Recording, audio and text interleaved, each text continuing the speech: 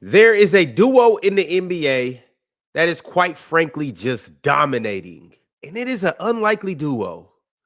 They are 6-1. They're putting up crazy numbers, triple doubles, game winners, and quite frankly, they are leading the Chicago Bulls back to the glory days. Josh Giddey and Nikola Vucevic are putting on a masterclass right now in the NBA. And quite frankly, they are looking unstoppable. I think we fittingly can start with Josh Giddey. I mean, it's been an incredible start to the season. I think Josh Giddey is a perfect example of why the NBA is about situation, opportunity, and fit. I don't think the talent evaporated in OKC overnight. I think it was just suffocated because he was playing with two all NBA caliber guards in SGA and J Dub. But it's been a great trade for the Bulls and OKC, and Giddey's going to outplay this deal. And I think the Bulls trading for him, he has massive untapped potential that we're seeing now. And anyone who watched him for the national team would have seen it. But there's not many point guards that you can roll out there every single night that's his size, that's a triple-double threat on any given night. And I think the skill set he has is really unique. I think he's lifting the ceiling of what the Bulls can be because of that skill set. And he's not going to win the award, but forget most improved, like he should be in the way too early MVP conversations because of how good the Bulls have looked and the numbers he's putting up. So very happy for him, man. Obviously a countryman. Have covered him as well in person a few times, and happy that he's coming out on the other side and people are recognizing sort of what he's bringing to the table. Yeah, and for those of you that don't know, last night Josh Giddey continued his spectacular performance to start the season. They had a comeback win against the Philadelphia 76ers, who at that time were 5-1 as well. So the Bulls and the 76ers both entered last night at 5-1, which obviously is a marquee game. Both the two top teams in the Eastern Conference. And the 76ers went off to a ferocious lead. They were basically handling the Bulls all game until the fourth quarter came around. And really, for the most part, Josh Giddey led that comeback, that ferocious comeback for the Bulls. He had 29 points, 15 rebounds, and 12 assists. And so, Mars, thoughts on the Bulls? I mean, it's you know how it works. When Wemby and the Spurs start off super hot like that, we're gonna give a lot of our attention to Victor Wembanyama. That's just how hoop talk goes. That's expected. The 76ers were shocking us with their play, so they got a lot of attention as well. And Luka Doncic has been on an absolute tear when he plays, so that just makes it to where teams like the Bulls are going to kind of go under the radar. But after last night, I think we have to start paying a little more attention to him. I still don't expect the Bulls to make like a crazy run in the playoffs or anything like that. I think maybe this is the start of, a new era in Chicago. And I mean, y'all know I'm really high on Josh Giddey. And so I'm gonna be paying attention, and I think we should all pay close attention to the development of the Chicago Bulls. And Josh Giddey's young too. Josh Giddey is still super He young. just turned 23 last month. Oh, we'll see. Yeah. Okay, yeah. So Josh Giddey is still young, so he could potentially still be getting better. You know what I mean? I had some questions for y'all yesterday on playback. It was shut down very quickly, but we'll get to that because the other day you guys were talking about who was the best point guard in the East, and I'm sitting here wondering how come Josh Giddey isn't in contention for that, and I think that should be talked about at some point. I'm just saying, Ron, Trae Young and Cade Cunningham this season have to prove why they're better than Josh Giddey, in my eyes. LaMelo Ball shouldn't be in that conversation, but that's just my personal opinion, and we can move on from there. Yeah, well, we will be doing a start bench cut later in the episode between three Eastern Conference point guards, and we'll see whether Josh Giddey is in fact better than Tyrese Maxey and Cade Cunningham. My bad. I Mars, forgot Jalen Brunson. My bad, y'all. But still. Mars, how you feeling about the Bulls right now? This is the best Bulls duo I've ever seen. I can say that. It's weird because watching that game obviously has Philly FC. Once they were up 20, I thought obviously Philly was going to win. And then I see the comeback. Give full credit to the Bulls. I do think it was probably more of Philly just blowing the lead. But you still got to capitalize on the team capitulating, and that's what the Bulls did. But I didn't know Josh Giddey had a triple double until after the game, and I think Real Talk posted his stat line on Twitter. So I don't know if that's a good thing or not, but like Josh Giddey is just like, it's just ever present, if that makes sense. It's like he's just always involved in something, but it doesn't feel like when other people have triple doubles, it's because like they're just not stat padding, but they're always just there, just trying to do something. Whereas Josh Giddey, it feels like he gets his triple doubles in the flow of the game. Like he's gonna crash the glass hard, and then he comes out of a rebound, and it's like, oh, okay, well, now you look up, oh, he's got 14 rebounds. Oh, nice. And then it's not like he's pounding the air out the ball trying to farm assists. It's no, I'm gonna attack quick, get downhill. If I don't have a shot, I'm gonna kick it out, or I'm gonna find my big on a lay down pass. And it's like, oh, okay, well now look, oh, Josh Giddey has 12 assists. Oh, great. And then all of his points, and not really him forcing anything. It's when I'm gonna push the break in transition. If I have a layup, I'm gonna take it. If I'm wide open for three, I'm gonna shoot it. It's just he plays a very simple brand of basketball. And simple isn't bad before anyone gets offended by that. At some point, Morris, can you speak more about how you have to box him out? In fact, that's he reminds me of Rondo in that regard. I don't know if you like that comparison, but he reminds me of Rondo in the fact that like point guards in particular aren't used to boxing out because like that's not what they've been taught to do more often than not. It's like wait for the rebound for your big, they're gonna throw you the outlet, go. But Josh Giddey is so consistent in crashing that you have to put a body on him because he's always gonna go after the ball, whether that's on the offensive or defensive glass, and that like directly or indirectly, depends on how you want to evaluate, that hurts other teams' transition offense because you have to box out the other team's point guard, which means you can't be focused on, oh, well, let's just get ready to run. Well, no, because you have to actually secure the rebounds before you can get ready to run because Josh Giddey will get extra possessions for his team. And then also just the fact that like most of the time you have to guard him with a wing, so that changes like the matchups and stuff. So like he's a very interesting player. I've not been the highest on Josh Giddey. I think that's very well documented. But seeing his improvement in Chicago, seeing the team give him the keys and seeing what he's able to do when he's driving the bus or whatever you want to call it is very impressive. And the Bulls are a fun team to watch. So I'm not sure how sustainable this is. But while they're still winning, I'm not going to keep talking about how I don't think they're going to keep winning. Like, let's see how long this can go on for. And I'm gonna enjoy the ride while it lasts. And if it lasts the whole year, and the Bulls win a championship, shout out to the Bulls. Like I'm not here gonna start praying on their downfall.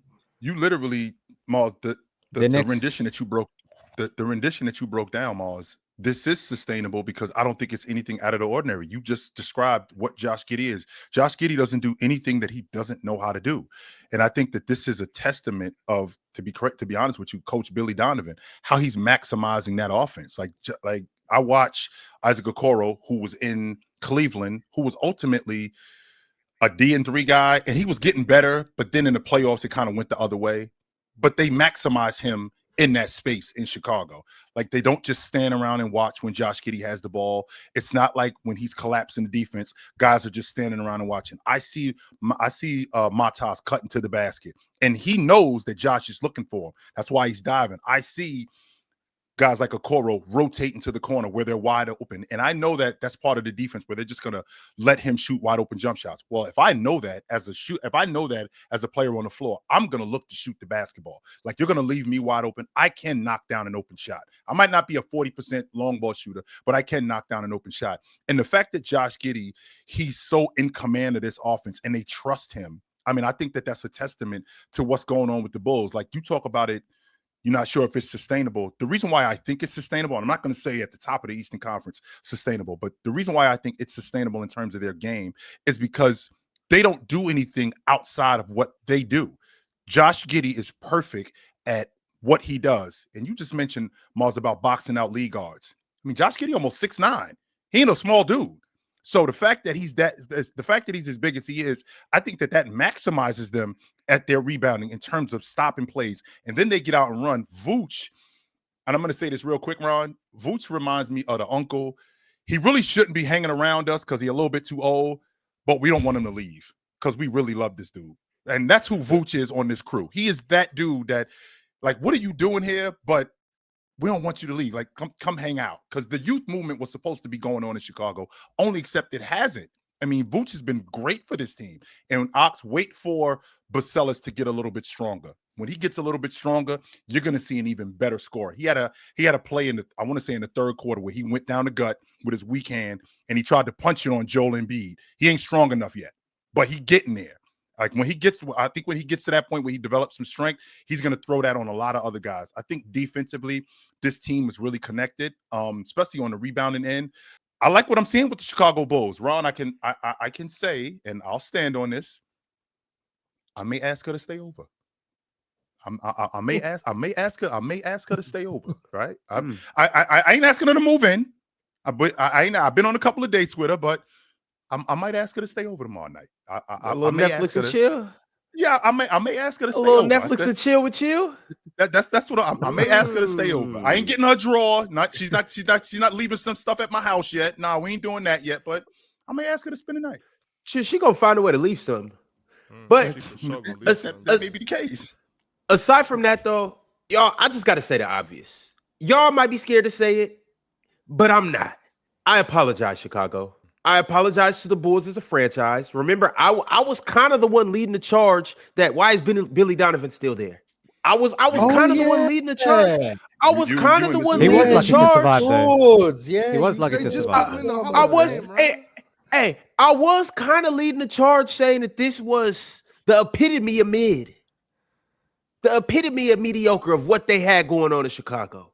Mm-hmm. And I do want to say this because we often look at a team from the outside looking in, and we will look at the collection of names. I'll just speak for myself. I'll look at the collection of names, and I'll be like, all right, they got this guy, they got this guy, they got this guy. He's not an all-star. Right? He'll never be all-NBA. He is, And when I look at the Bulls roster, you kind of see a little bit of that. Like, let's look at their starting five. Their starting five are all outcast. Josh Giddey, outcasted from OKC. Trey Jones, bounced around the league a little bit. Isaac Okoro, outcasted from the Cavs. Matas Buzelis, okay, he was a top pick, so he's not, but he's a young guy with limited expectations. And on top of that, he probably has a chip on his shoulder because he should have went higher in the draft. And then you get to Nikola Vucevic, a vet who's bounced around the league, hasn't really won much. People don't think as high of him because he hasn't really won anything in the league. So when you look at this group of guys, and I can get into the bench and all of that stuff too, Patrick Williams, Kevin Huerter, Jalen Smith, Javon Carter, when you look at this group of guys, you don't think that they'll be good. You naturally look at this group of guys and say, oh man, whatever. Next team. And like I think the NBA is in a space. I think the NBA is in a space where it's more about chemistry, fit, and having a bunch of guys that want to play for each other and fight for each other. You mean the bomb squad thing is over, Ron? Is that what you're trying to say? The bomb squad thing, you ain't feeling that no more? I don't think it's over, chill, because if you stack talent, like you're gonna be good. But if you have chemistry and if you have guys that want to play for each other, guys that play defense, guys that play the right way, I think we're now in a space, especially with the three ball, the ball movement, the space, and all of that. If you have guys that know how to play basketball with each other, you're going to be tough to beat. Still, though, let's still reel it in a little bit though, Ron. Like, yeah, because their next 6 games, we're gonna know a lot about them. So they got Milwaukee, Cleveland, San Antonio, Detroit, Utah, and Denver. So after that 6-game stretch, we're probably going to learn a bit more, outside of the first 20, 30 games where you give teams to find themselves. But the Vucevic thing is interesting because the reports where there was no trade market for him in preseason when the Bulls were trying to retool a bit. Now he's on a $21 million expiring contract. He's playing himself into some trade value. So it's going to be interesting about how the Bulls approach this towards the trade deadline when all of a sudden maybe one of the contenders maybe their starting big man goes down and all of a sudden Vucevic looks like a viable option. There felt like there was some smoke there with Golden State for a long time. It's going to be interesting for a guy they were trying to move off. All of a sudden, if you're in the thick of the playoff race, do you keep him, potentially lose him for nothing as a free agent at the end of this season, or do you cash in when his value is the highest and try and get some assets while you still can? So they got some decisions to make probably down the line. Vooch is 35 years old too, by the way. Like Vooch isn't a spring chicken. Vooch been around for a while. I think we're going in year 14 now with Vooch. So, with that being said, you probably have probably this year with him because, like I said, he's the older uncle that really shouldn't be hanging around us, but we really like him and we don't want him to leave. I think this was more of, and as good as the Bulls are, I think this was more of Philly fumbling it yesterday than the Bulls win. The Bulls capitalized on what Philly did wrong. No doubt about that. They definitely did that. Josh Giddey was good. You know what I'm saying? Vooch has been very good for them this season. I didn't watch too much of that game. I watched like some of the fourth quarter, and then I saw Vooch hit the game winner. So I'm not going to speak on too much that I didn't watch, but I did see that Josh Giddey again had like a 29, 13, and 12 game or some foolishness. Like that sounds like 30, 10, and 10 to me, real talk. 15. That's what it looked like. It looked like 30, 10, and 10 that's to real, me. That's real triple doubles. I'm like the other guy in Chicago you be trying to talk about with his. That's what it looked like to me. Mm-hmm. Who's the other guy in triple? Who? It's not necessary. It's not necessary. Are you talking about Michael Jordan? Yeah, man. Oh, okay. No, but yeah. Which, by the way, I don't know if y'all. Really which, by the way, real talk. I don't know if you noticed, but yesterday, Josh Giddey surpassed Scottie Pippen on the triple doubles list for the Chicago Bulls. I just want to put that out. Keep going. If only they counted all his 19-7-7 games as triple doubles. Yeah. Maybe then he'd. I did also see Philly scored 45 points in the first quarter. Yes, they did. Yes, they started off the game ridiculous. The second half killed them, and the fourth quarter was egregious. They just couldn't score. I think they went like 5 minutes without making a shot. It was terrible. Only 36. Well, that's a check, Moss. They don't count almost triple doubles. They don't do that. No, that's not a thing. What about we don't count almost triple doubles. No, we don't do that. Damn near triple doubles. No, we don't do that. That's the problem. That's what's hurting Scottie Pippen's legacy. If they counted damn near triple doubles. He might be able to I don't know. I don't know how they do things in Texas, real talk, but almost only counts in horseshoes. That's it. In landmines. That's it. That's the only. That's where almost counts at. So there you have it. But yeah, he just and by the way, Scotty, it's not like Josh Giddey been there for like 5 or 6 years. He only been there for like 5 minutes. He just got there. And he already passed just over a year. Yeah. Yeah. He just crazy. That really is crazy.